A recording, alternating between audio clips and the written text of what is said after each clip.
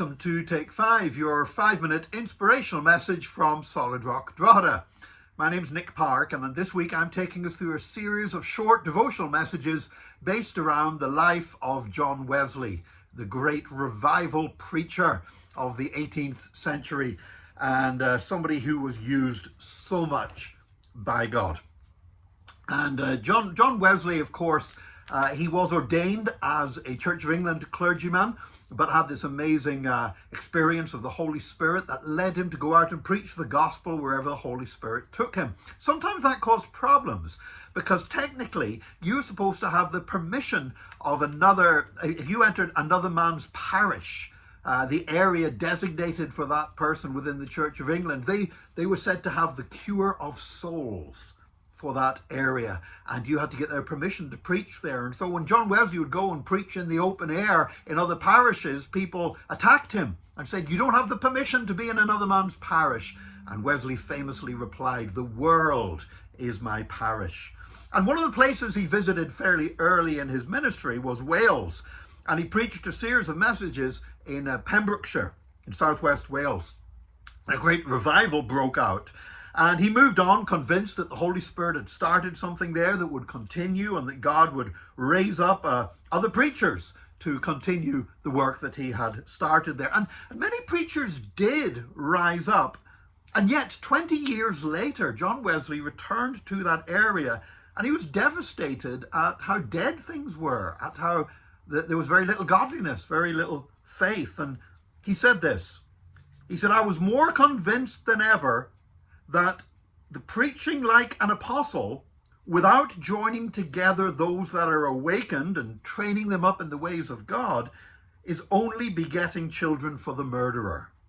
How much preaching has there been for these 20 years all over Pembrokeshire, but no regular societies, no discipline, no order or connection, and the consequence is that 9 in 10 of those once awakened are now faster asleep than ever."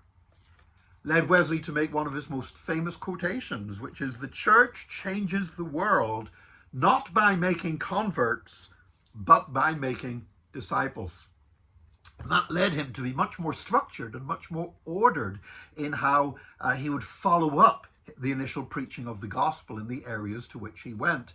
Now, way back, before he even had a personal experience of Jesus Christ, Wesley had been involved with his brother Charles in something called the Holy Club at Oxford University. And they were nicknamed Methodists because they were so fond of following a particular pattern, a method of how they were doing things. And now, as a man awakened by the Holy Spirit and seeing the need for the Holy Spirit to not just save people, but transform them, to make not just decisions or converts, but to make disciples, Wesley returned to that idea of following a set pattern, and they began to set up classes, class meetings, clubs, gatherings of people, like modern cell groups or house groups, where people would be trained in the faith and developed as disciples. And from that idea of following a method, they founded a movement which is known as Methodism. Now, Methodism's had its history, and in some areas, Methodists have not remained as zealous in the gospel, but all around the world, many still are. And John Wesley was able to literally affect the lives of hundreds of thousands of people by not simply trying to see converts made, but by seeing disciples being created through the Spirit of God. Because preaching the gospel and seeing people saved is essential. Without it, there's no church. But without discipleship and following up and building up the people of God, there's no church either. And Wesley understood the importance of preaching the gospel and the importance of discipling the people who came to Christ.